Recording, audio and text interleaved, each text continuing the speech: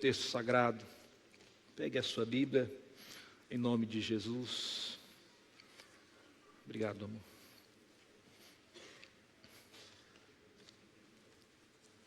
Alguns irmãos têm o bom hábito, né? Eu diria o bom hábito de dizer que esse é o momento mais importante, né?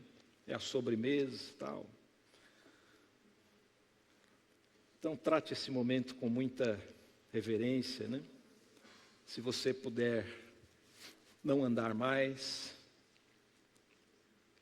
os nossos irmãos, irmãs que estão, o grupo de diaconia, né, que está de trabalho, permanece vigilante, mas todos os outros se assentem, fiquem em paz nesse momento para ouvir a palavra do Senhor. Porque a palavra de Deus, diz o autor aos Hebreus, no capítulo 4, que ela é viva e ela é penetrante, mais do que uma espada que corta dos dois lados, né? E ela penetra na divisão da alma, do espírito, das juntas e medulas, e conhece, discerne os nossos corações. Então eu tenho certeza, igreja, que o Senhor vai falar com você nessa hora. Fique firme aí, ouça a palavra do Senhor. E eu quero, com alegria, igreja, encerrar hoje aquela meditação que iniciamos nos Salmos 42 e 43. Abra a sua Bíblia lá. Você deve se lembrar que no primeiro domingo desse mês de junho, nós meditamos na primeira porção, na primeira estrofe deste salmo. E aí demos uma pausa para o momento da nossa ceia. E hoje eu quero, dependendo da graça de Deus, voltar a este salmo. E quando eu digo este salmo, eu me refiro ao 42 e ao 43.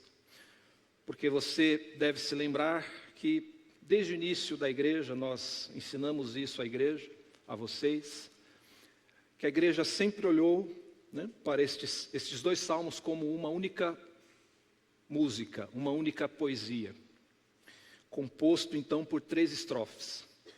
Nós meditamos naquele domingo na primeira estrofe, que foi do versículo 1, ou do verso 1 ao verso 5. Hoje nós vamos meditar, se Deus permitir, na segunda e na terceira estrofe, e fechar este salmo precioso. Mas eu quero ler com você 42 e 43, para então nós relembrarmos um pouco do que a gente viu naquele domingo. Coloque seus olhos aí, Salmo 42, diz assim, verso 1.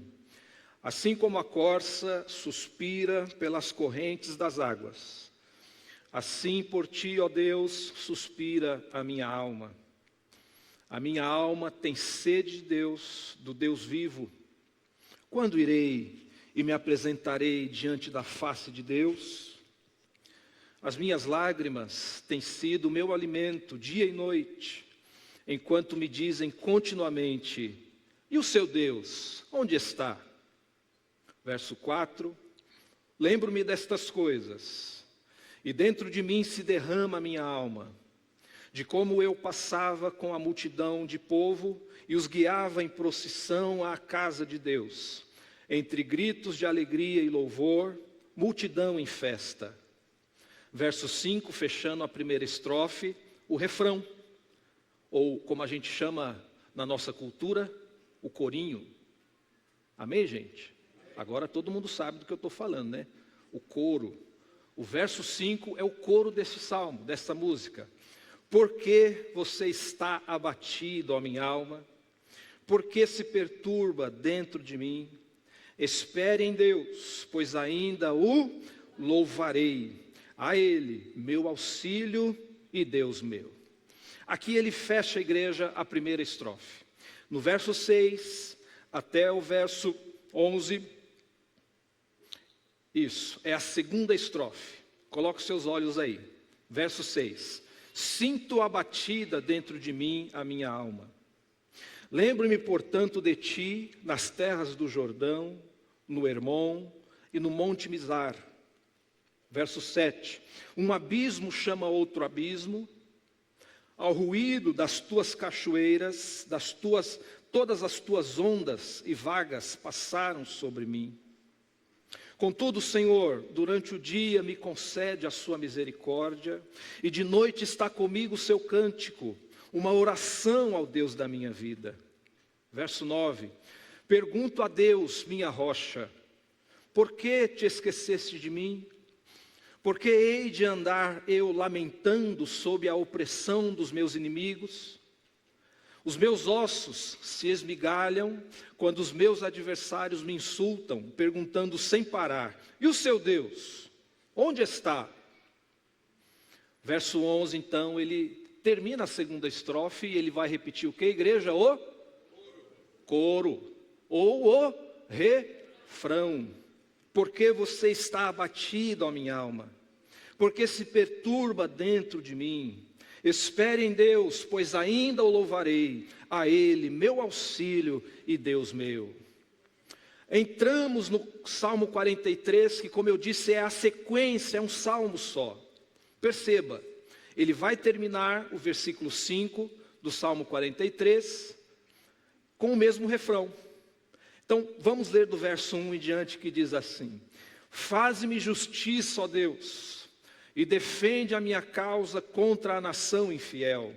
Livra-me dessa gente fraudulenta e injusta, pois tu és o Deus da minha fortaleza. Por que me rejeitas? Porque hei de andar eu lamentando sob a opressão dos meus inimigos. Verso 13, igreja: envia a tua luz e a tua verdade, para que me guiem e me levem ao teu santo monte e aos teus tabernáculos. Então irei ao altar de Deus que é a minha grande alegria. Ao som da harpa eu te louvarei, ó Deus, Deus meu. E no verso 5 ele vai cantar o que, irmãos? O refrão, o coro, fechando todo o salmo. Por que você está abatido, ó minha alma? Por que se perturba dentro de mim? Espere em Deus, pois ainda o louvarei, a Ele, meu auxílio e Deus meu. Você pode dizer amém, Jesus? Tome seu assento, meu irmão, minha irmã. Vamos meditar neste salmo precioso. Então nós vamos retomar a partir do verso 6, porque a primeira estrofe, que é do versículo 1 ao verso 5 do Salmo 42, desculpe, nós já meditamos. Então coloque seus olhos aí no verso 6. Nós vamos meditar agora na segunda estrofe, versos 6 a 11. Perceba, igreja, que o salmista continua lutando contra o sentimento de abandono por parte de Deus. Eu quero lembrar você que todo o salmo, ele é um cântico, ele é uma oração de um homem que está sofrendo. Este homem não está sofrendo, irmãos e irmãs, por causa de pecado. Ele não passa por um momento de falta de fé. O problema do salmista é que ele está passando por uma experiência dolorosa, que, como eu disse domingos atrás, muitos de nós passamos e passaremos uma experiência de sentir Deus distante. Por isso, perceba que no verso 1 do Salmo 42, ele diz assim: assim como a corça suspira pelas águas, a minha alma suspira por ti, ó Deus, a minha alma tem sede de ti, ó Deus. Como eu disse para os irmãos anteriormente, a figura não é de alguém que está, a figura que ele usa, da corça sedenta pelas águas, não é de um animal tranquilo num riacho, olhando as águas e dizendo: ah, que sede, vou tomar um pouco dessa água. Não. A figura é de um animal sedento, fugindo, correndo, lutando para chegar até a água. Ele está dizendo então que ele está num momento de escassez, de sede, de luta, de sofrimento. E ele então reflete sobre isso. Por vários versos ele lamenta a sua condição.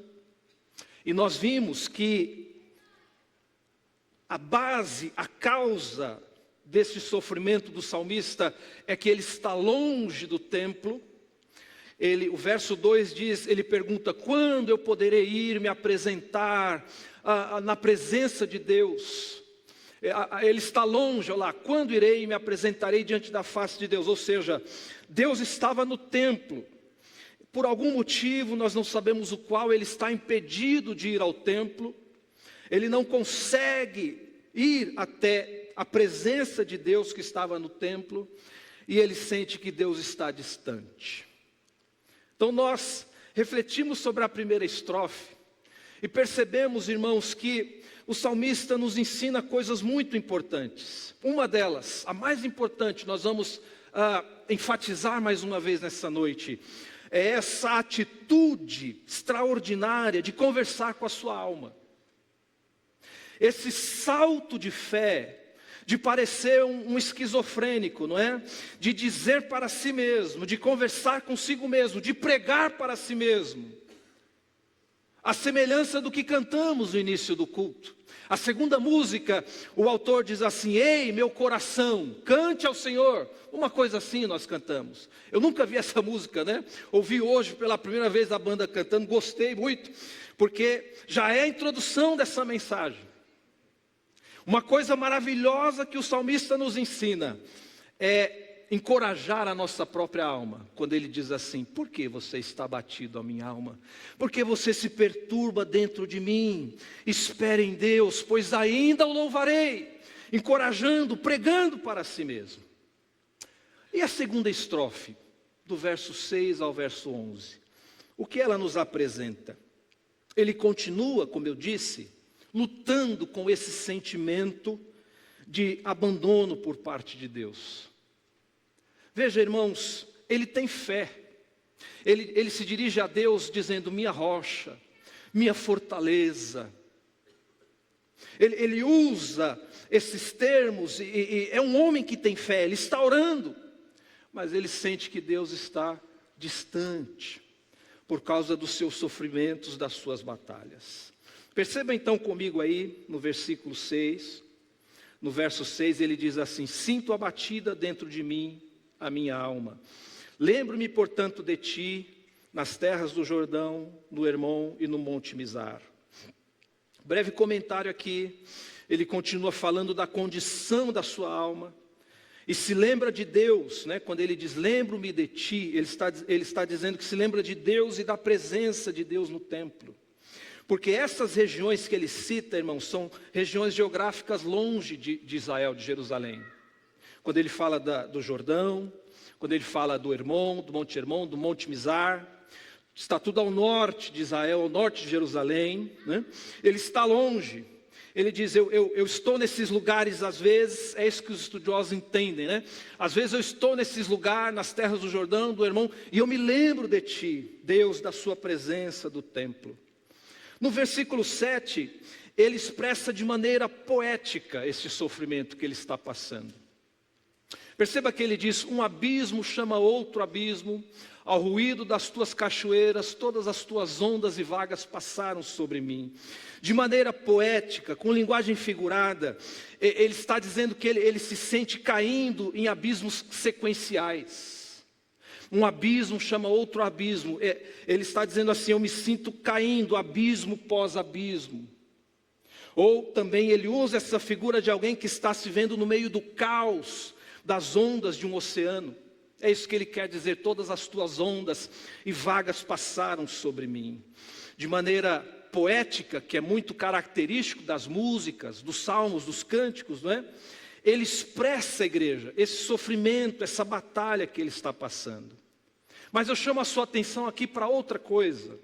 Perceba que ele deixa claro para nós, que estamos lendo agora as suas palavras, que ele considera que todo esse sofrimento está debaixo da vontade soberana de Deus. Perceba que ele diz, as tuas cachoeiras passam por sobre mim, as tuas ondas e vagas passaram sobre mim. Ao ruído, um abismo chama outro abismo. Ele está dizendo assim, todo esse sofrimento, esse caos, essa batalha que eu estou passando, não está fora do controle soberano de Deus. Esse homem então entende que os sofrimentos pelos quais ele está passando, de alguma maneira, está debaixo da mão de Deus.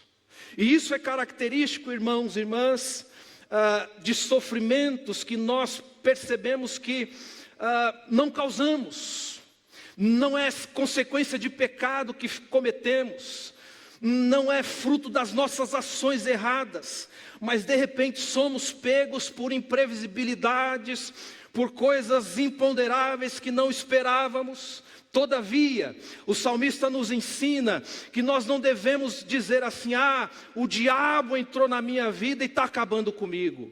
Ele não diz isso.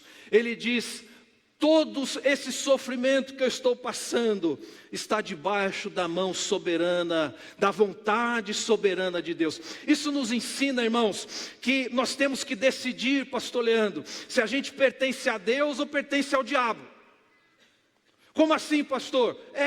Se você pertence a Deus, o diabo não vai ficar entrando na sua vida para trazer sofrimento para você, a não ser que você abra as portas para ele entrar. A não ser que você dê as brechas para ele entrar. Do contrário, mesmo que você esteja sofrendo hoje, saiba que está debaixo da vontade soberana do Criador. Ele permite, por sua soberana vontade, que nós muitas vezes passemos por dias difíceis. Veja que o salmista diz: tuas ondas, tuas vagas, ou seja, tudo isso que eu estou passando, o Senhor é soberano sobre tudo isso. O Senhor, de alguma maneira, tem controle sobre tudo isso. Mas continuando, igreja, os versículos 9 e 10, eu estou pulando o verso 8 de propósito, porque eu vou voltar nele. Nos versos 9 e 10 da segunda estrofe, ele continua, Veja que ele diz assim: pergunto a Deus, minha rocha.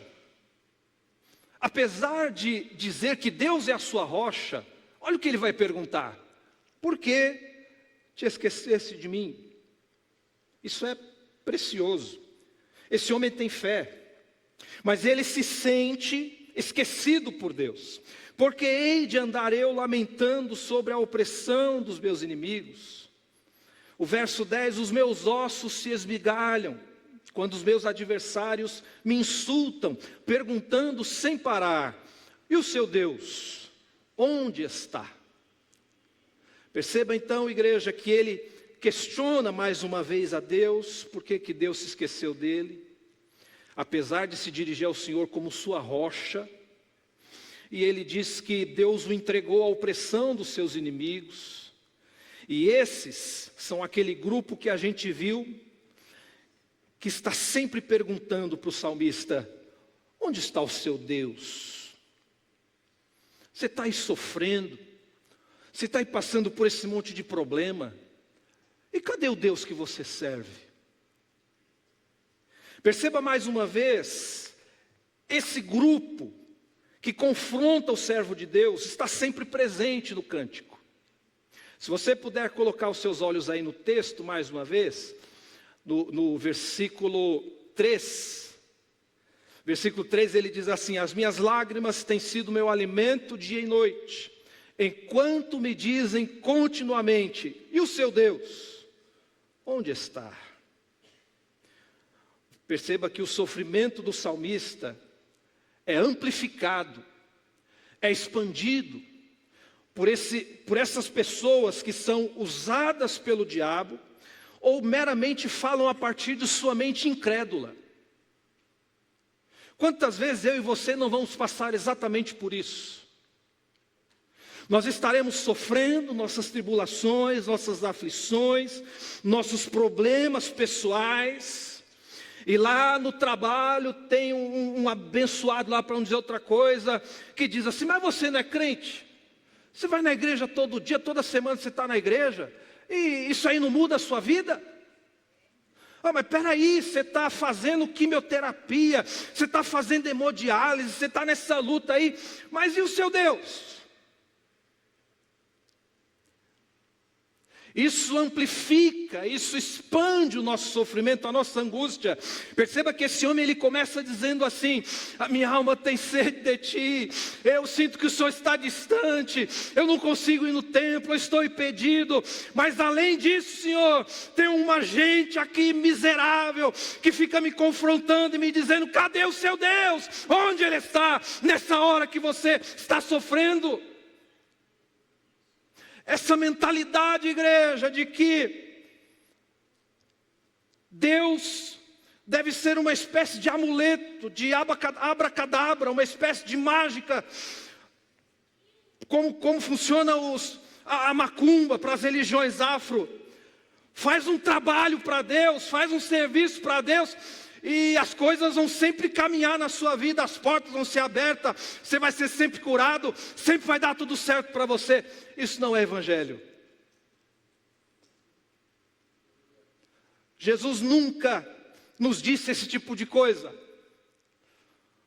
Quando Ele estava de despedida com seus discípulos dentro do cenáculo, João 13, 14, João 14, Ele diz: no mundo, meus discípulos, vocês terão aflições. Aí Ele falou assim: mas é só fazer uma oração que vai dar tudo certo. Não falou isso não.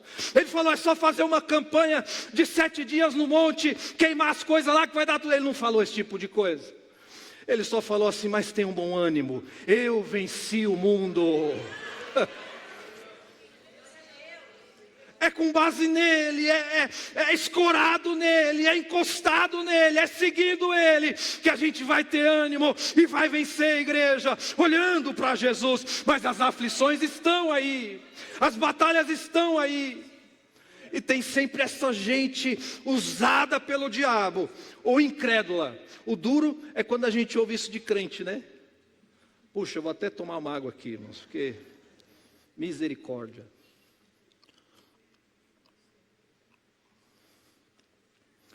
Tem uns crentes que são muito sem noção, irmãos.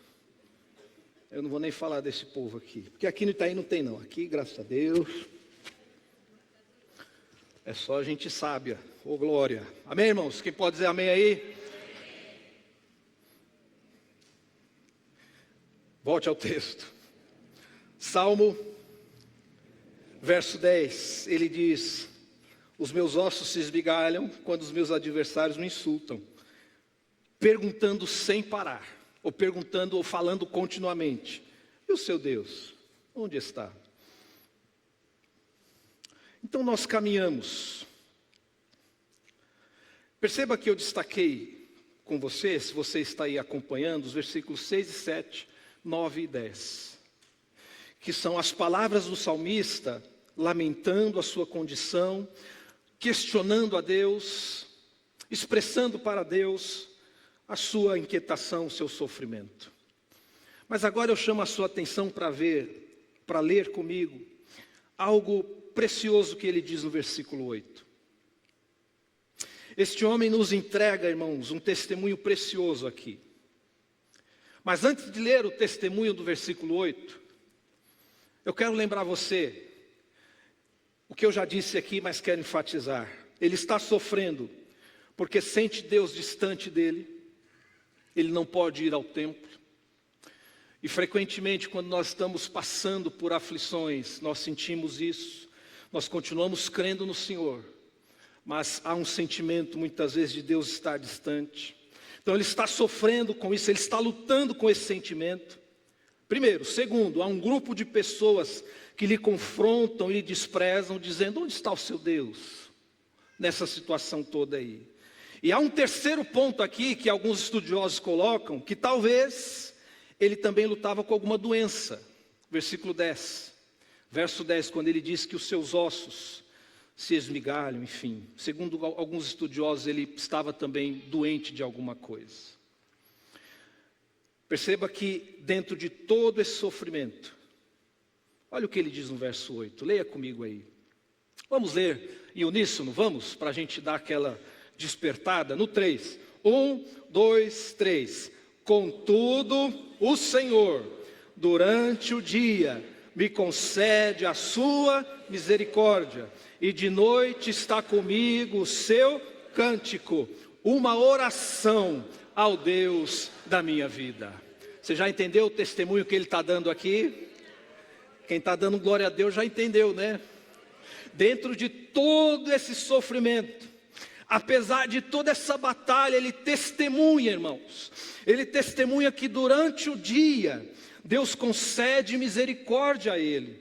E de noite o Senhor coloca um cântico na boca dele, que se transforma também numa oração. Ele diz, uma oração ao Deus da minha vida. Ou seja, igreja, isso aqui mostra para nós esse vai e vem, essa diversidade de experiências que o salmista vive aqui. De uma hora perguntar para Deus, por que o Senhor se esqueceu de mim? Por que o Senhor me rejeita?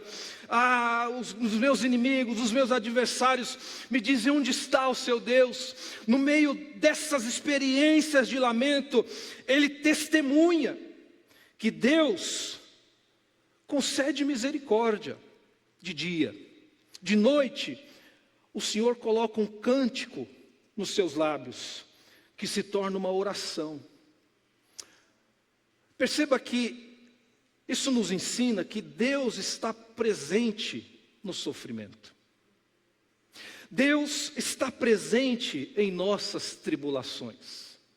Eu penso, e lendo outros estudiosos, comentaristas desse salmo, ele relata no verso 8 uma experiência que não acontecia sempre.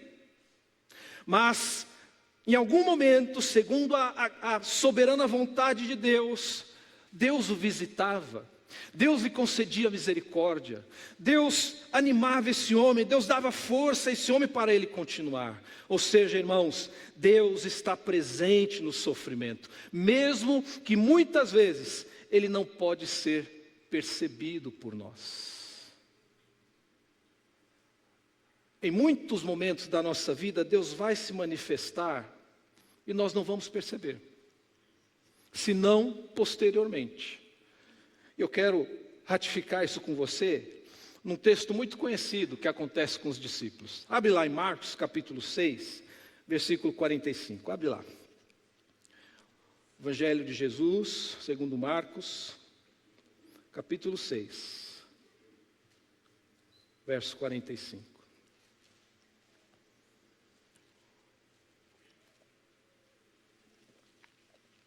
Nós vamos até o 52, só para relembrar esse trecho que diz assim: logo a seguir, Jesus fez com que os seus discípulos entrassem no barco e fossem adiante dele para o outro lado, para Betsaida, enquanto ele despedia a multidão. Está acompanhando aí, igreja? Amém? Verso 46, e tendo-os despedido, ele subiu ao monte para orar. Ao cair da tarde, o barco estava no meio do mar, e Jesus estava sozinho em terra. Mar aqui é uma grande porção de água, né? O lago de Genezaré, de Tiberíades, chamado também o Mar da Galileia, é muito grande, então parece de fato um mar, né? E frequentemente era açoitado por ventos, por tempestades. Então, verso 47, ao cair da tarde, o barco estava no meio do mar e Jesus estava sozinho em terra. De madrugada, quando, igreja? De madrugada. Vendo que os discípulos remavam com dificuldade, porque o vento lhes era contrário. Então eles estão naquela batalha, na madrugada, no breu, naquele mar, né, naquele grande lago. Eles estão ali lutando com ondas, com tempestade. O texto diz que Jesus foi até onde eles estavam, fazendo o que, igreja? Andando sobre o mar. Que coisa maravilhosa, né? E queria passar adiante deles. Eles, porém, vendo-o andar sobre o mar, pensaram tratar-se de um que, irmãos? Fantasma. E gritaram, pois todos viram Jesus e ficaram apavorados. Mas Jesus imediatamente falou com eles e disse: coragem, sou eu, não tenham medo. Então subiu no barco para estar com eles, e o vento cessou. Ficaram totalmente perplexos, porque não haviam compreendido o milagre dos pães, pois o coração deles estava endurecido. O que é bonito nesse texto, que eu conecto com essa fala, que Deus muitas vezes não será percebido por nós, mas Ele estará presente. Perceba que os discípulos olham e começam a gritar dizendo: é um fantasma, é um fantasma. Mateus é ainda mais expressivo. Imagine eles gritando, se agarrando um ao outro: é um fantasma. Não conheceram Jesus, mas Jesus estava ali. Você já passou por isso, meu irmão, minha irmã? Frequentemente isso acontece conosco. A gente está passando por batalhas, por provações, por problemas, contextos difíceis. De repente aparece uma outra situação e a gente diz assim: puxa, mais um problema. Eu já estou cheio de problema, apareceu mais um. E de repente os dias vão passando, o tempo vai passando, a gente percebe que aquilo que nós achamos que era um problema, era uma solução que Deus estava trazendo para a nossa vida. Quem já passou por isso aqui? Então o Espírito Santo me falou coisa certa, não é? É isso mesmo. Às vezes a gente vai olhar algo chegando e vai se assustar e ficar com medo e dizer: é um fantasma, mais problema, mais provação, mais situação. Calma, meu irmão, minha irmã, porque pode ser Deus chegando na sua vida, na sua história, para mudar a situação. É que nós somos limitados, não é? Não podemos perceber muitas vezes, mas Deus está presente no sofrimento, igreja.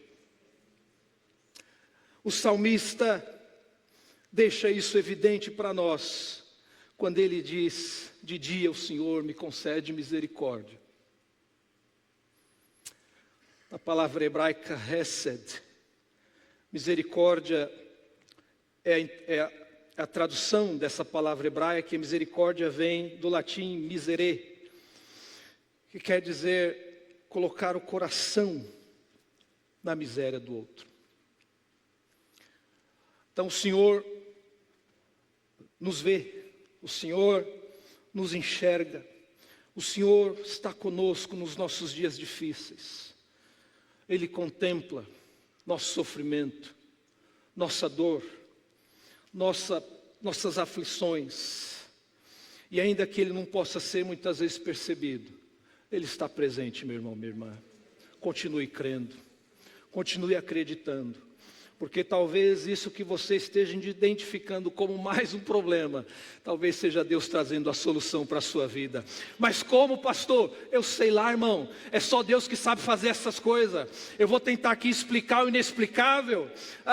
O que de Deus a gente pode explicar, a gente tenta. Agora, como Deus pega situações que não parecem nada e faz aquilo se tornar uma bênção para a nossa vida, só Ele pode fazer.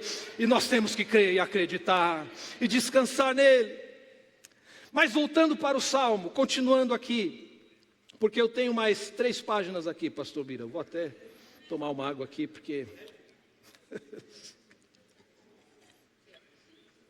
irmãos, eu vou tomar água aqui para tentar falar mais 1h30, tudo bem? Até engasguei agora. Brincadeira, irmãos, já estou concluindo aqui. Continuando no Salmo, então, no versículo ou no verso 11, nós temos novamente o refrão. Coloque seus olhos aí, voltando para o Salmo 42.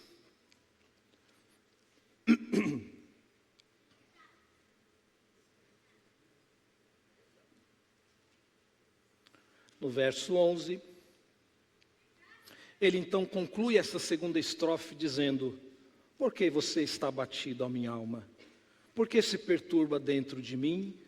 Espere em Deus, pois ainda o louvarei, a Ele, meu auxílio e Deus meu. Perceba que ele nos ensina mais uma vez esta lição. Encoraje a sua alma, encoraje o seu coração a crer em Deus e a esperar em Deus. Ele tinha essa esperança. Agora, entrando no 43, para a gente ir concluindo. Do verso 1 ao verso 5, nós temos a terceira e última estrofe deste grande salmo. Desta última estrofe, igreja, o salmista faz um movimento maravilhoso, e eu preciso que você perceba isso. para você entender o Salmo.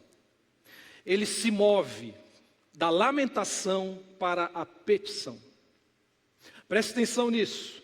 Ele se move da lamentação para a petição. O Salmo todo é uma oração, mas até aqui o salmista praticamente lamentou a sua condição, com um momento ou outro em que ele expressou esperança em Deus. Mas via de regra, quando você analisa o Salmo, a grande porcentagem do Salmo ele está lamentando a sua situação, a sua condição. Agora, igreja, ao invés de lamentar, ele vai pedir. Que coisa interessante. Perceba que a lamentação, ela é aceitável a Deus como uma oração. Mas pastor, eu vou levar lamento para Deus? Sim, meu irmão. Deus aceita que você lamente. Deus aceita que você lamente a sua situação, a sua condição, o seu momento. Perceba que o salmista é isso que ele faz. Ele fala da sua condição, ele lamenta. Portanto, a lamentação ela é aceitável a Deus como oração. Porque eu tenho dito isso aqui, igreja. Em alguns momentos da nossa vida, nós não teremos coisas bonitas para dizer para Deus. Nós não teremos orações positivas, animadoras. Não. Em alguns momentos da nossa vida, nós teremos lamentação para dizer ao Senhor. A nossa oração será uma lamentação. Mas olha só que interessante o movimento que o salmista faz. Ele se move da lamentação para a petição. Assim, eu e você, nós precisamos entender nessa noite, que a gente pode ir a Deus para lamentar. Deus aceita. Mas em algum momento, nós precisamos nos mover da lamentação para a petição. Perceba que no verso 1 do Salmo 43, ele começa a pedir. Ele diz: faz-me justiça, ó Deus. Defende a minha causa contra a nação infiel. Livra-me dessa gente fraudulenta e injusta. Ele não disse nada disso, irmãos, até agora. Ele não pediu nesse sentido. As palavras ou os verbos, faze-me, defende, livra-me, caracterizam esse movimento que vinha lamentando, mas agora passa a pedir. Lá no verso 2, na sequência, ele repete o lamento que ele fez no verso 42, verso 9. Você puder colocar seus olhos aí. No verso 42, verso 9, ele repete isso aqui, ó. Por que te esquecesse de mim? Por que hei de andar eu lamentando sob a opressão dos meus inimigos? Perceba que ele repete isso no 43, verso 2. Mas ele inicia assim: pois tu és o Deus da minha fortaleza. Por que me rejeitas? Por que hei de andar eu lamentando sobre a opressão dos meus inimigos?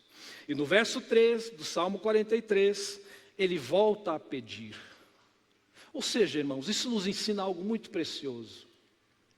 Nós não podemos ir a Deus e ficar lamentando o tempo inteiro. Deus aceita a nossa lamentação. Mas quando a gente muda da lamentação para a petição, nós estamos expressando fé. Estamos expressando para Deus que nós não apenas lamentamos, mas nós cremos que Ele pode mudar a nossa situação. Veja que no verso 1, ele não lamenta mais, mas ele diz: faze-me justiça, defende, livra-me. Eu e você precisamos aprender nas nossas orações a chegar para Deus. A gente pode chegar lamentando: Senhor, poxa vida, Senhor, já bati em 3 portas de emprego, Senhor, nenhuma se abriu. Senhor, o seguro-desemprego acabou. Eu não tenho mais dinheiro para pagar a escola do filho, para fazer a compra do mês, Senhor. Senhor, eu estou me sentindo envergonhado, Senhor. Eu estou me sentindo constrangida, Senhor. Minha situação, Senhor. Olha para a minha situação, Senhor. E Deus está olhando e esperando você mudar o movimento. E aí você para de lamentar e diz: Senhor, muda a minha situação, Senhor. Abre aquela porta de trabalho que eu vou ver amanhã, Senhor. Toca no coração daquele homem, Senhor. Muda essa situação, Senhor. Eu creio que o Senhor é poderoso para mudar a minha história. Percebeu, igreja? A gente não vai a Deus apenas para ficar lamentando e contando a nossa condição. O Senhor se esqueceu de mim, eu estou abandonado. E agora? Não, a gente muda a nossa oração e começa a dizer: Senhor, traz livramento sobre a minha vida. Senhor, me cura. Abre as portas, Senhor. A mudança do lamento para a petição é fundamental na nossa oração. E o salmista nos ensina isso de maneira preciosa.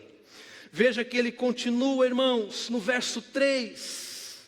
Agora ele pede que Deus envie algo maravilhoso. Ele diz: envia a tua luz e a tua verdade, para que me guiem e me levem ao teu santo monte, aos teus tabernáculos. E ele já antecipa a alegria e a vitória. Ele diz: então, quando o Senhor enviar a luz e a verdade e me guiar, eu irei ao altar de Deus que é a minha grande alegria, Senhor, e ao som da harpa eu te louvarei, Senhor. Olha que coisa maravilhosa, igreja. Quando a gente começa a crer, acreditar e pedir, a gente já começa inclusive a antecipar a bênção de Deus na nossa vida. Eu estou passando agora por uma dificuldade, mas eu creio que o Senhor vai abrir a porta. Eu creio que Ele vai me dar um escape. E quando isso acontecer, eu vou entregar uma oferta de gratidão ao Senhor. Quando isso acontecer, eu vou louvar ao Senhor. Eu vou pedir oportunidade ao pastor Melk para cantar o hino. Amém, igreja? Você está na luta, você está na prova, mas você está antecipando a bênção que Deus vai trazer sobre a sua vida. Pela fé. Porque você passou a pedir, você mudou do lamento para a petição. Esse último movimento aqui eu quero terminar com você, porque é maravilhoso. O que ele faz no verso 3. Desta vez, irmãos e irmãs, a sua petição é que Deus envie luz e verdade para a sua vida. Isso aqui é fabuloso. Ele inicia pedindo livramento, justiça. Perceba que ele não pede vingança, né? Ele diz: faz justiça, Senhor, porque Deus é justo. Ele pede livramento, ele pede que Deus defenda ele. Mas aqui no verso 3, ele pede algo distinto. Ele diz: Senhor, envia a tua luz e a tua verdade. E esse pedido nos ensina muito, irmãos e irmãs. Pois luz e verdade, na Bíblia, falam de direção e orientação na vida. Se lembre, Salmo 119, luz para os meus pés é a tua palavra, ou lâmpada, né? Para os meus pés é a tua palavra, e luz para os meus caminhos. Luz e verdade de Deus na vida falam de direção, de orientação. Agora perceba, igreja, algo precioso aqui. O salmista não pede a Deus explicação, ele pede orientação.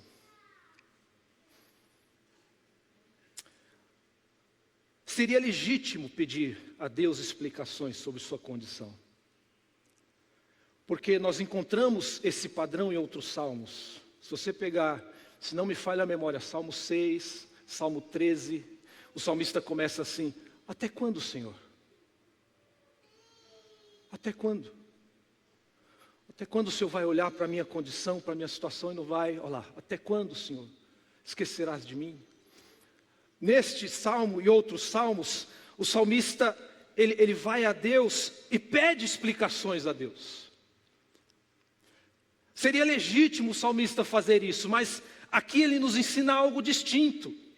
Ele não pede explicação, ele pede orientação. Quando ele diz para Deus: envia a tua luz, ele está pedindo orientação. Ele está pedindo direção para Deus. Aqui, ao invés de pedir explicações, ele pede que Deus ilumine seu caminho com a sua luz. para guiá-lo a Deus e guiá-lo até a sua presença. Aqui eu quero terminar, irmãos, aplicando, dizendo que eu creio que o que nós mais precisamos quando estamos sofrendo, ou seja, quando estamos em tribulações, em aflições, de qualquer tipo, nós precisamos muito mais de direção e orientação do Senhor do que explicações do porquê dos sofrimentos. E às vezes nós ficamos estagnados nos porquês. Experiência própria. Por muito tempo eu fiquei no porquê. Por muito tempo a minha oração ao Senhor era: por que, Senhor? Eu pedia a Deus explicações. Por que o Senhor permitiu isso? Por que o Senhor não mudou isso? Por quê? Até que um dia, me aconselhando com um pastor experiente, idoso, ele me disse algumas coisas que mudou uma chave no meu coração. E eu parei de perguntar a Deus o porquê. E comecei a entender que o que eu precisava de Deus era de direção, de orientação. Porque os sofrimentos, eles obscurecem nossa visão, irmãos, irmãs. As lutas, as aflições, elas mexem com a nossa capacidade de discernimento.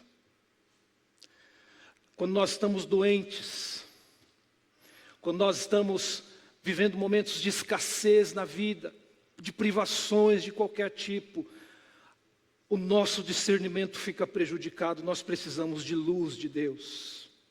Portanto, essa oração que o salmista faz, essa petição que ele faz é preciosa. Ele diz: envia a tua luz, Senhor, a tua verdade, como quem diz: eu estou nesse sofrimento, eu sinto o Senhor distante. Essas pessoas me confrontam dizendo: onde está o seu Deus? Eu sinto os meus ossos esmigalhando, as minhas lágrimas têm sido meu alimento dia e noite. Senhor, envia a tua luz, envia a verdade para a minha vida, para o meu coração. Ilumina-me, Senhor, me dá direção, me dá orientação. Eu não vou perguntar para o Senhor por que tudo isso está acontecendo. O que eu quero pedir para o Senhor é que firme os meus passos na tua luz, na tua verdade. Guia-me, Senhor. Igreja, o que nós mais precisamos em nossos sofrimentos é de orientação do céu, é de direção do céu. Os porquês talvez nós nunca tenhamos resposta, mas se o Senhor nos der luz, nós caminharemos em meio à tempestade. Voltando à história, veja, eles veem Jesus e dizem: é um fantasma. Jesus diz: calma, não tenham medo, coragem, sou eu. Jesus sobe no barco, o vento cessa e agora eles têm direção, têm orientação, agora eles sabem para onde vão. Nas tempestades da vida, o que nós mais precisamos não é entender o porquê as tempestades chegaram. O que nós precisamos é de luz do Senhor na nossa mente, para caminhar, para ainda que nós caminhemos com uma luta durante a vida. Isso para mim foi fundamental. Porque eu sempre vou voltar ao meu testemunho quando tocar em pontos assim. Estou terminando, irmãos e irmãs. Só sabe o que é a vida de um transplantado. Quem é transplantado? As pessoas dizem assim: transplantou, vida normal. Não é não. Eu sempre gosto de lembrar do meu testemunho porque esses pontos me tocam, não é? Há dificuldades, há batalhas diárias. E eu, hoje, mais do que nunca sei, que o que eu mais preciso não é entender por que o Senhor permitiu a falência dos meus rins. Não preciso mais entender o porquê, irmãos. Ah, pastor, também o senhor ficou bebendo aí, ficou aprontando. Não, irmãos, eu nasci e cresci na igreja. Nunca maltratei meus rins, não. Mas Deus permitiu. E por muito tempo a minha oração para Ele era, por quê? Mas o Senhor me movimentou, pastor Leandro. Ele disse, Mel, que o importante para você não é o porquê. O que você precisa é de orientação, de direção, de luz na sua mente para viver com esse espinho permanente. Tem espinhos que serão permanentes, irmãos, irmãs. E nós precisaremos dessa luz de Deus na nossa mente, no nosso coração, para nos direcionar.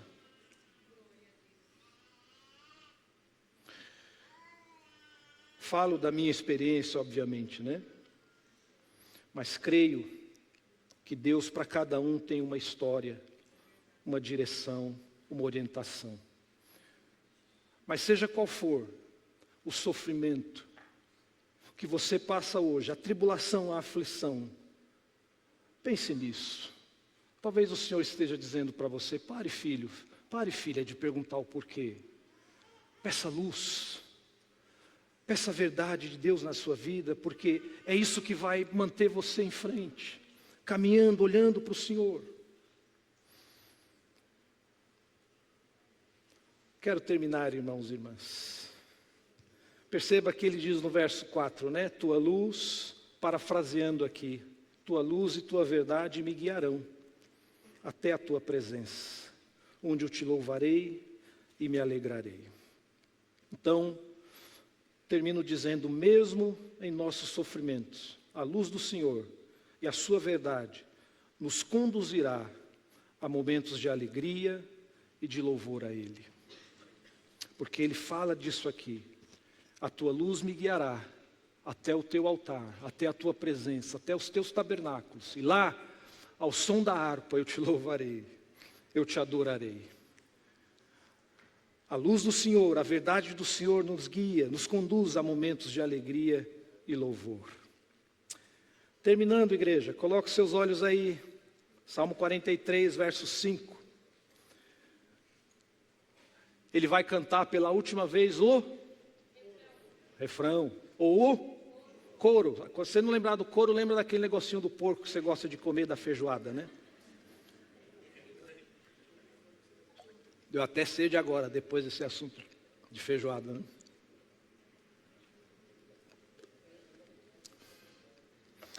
Pela última vez, neste salmo, duplo salmo, ele diz, porque você está abatido, ó minha alma? Porque te perturba dentro de mim?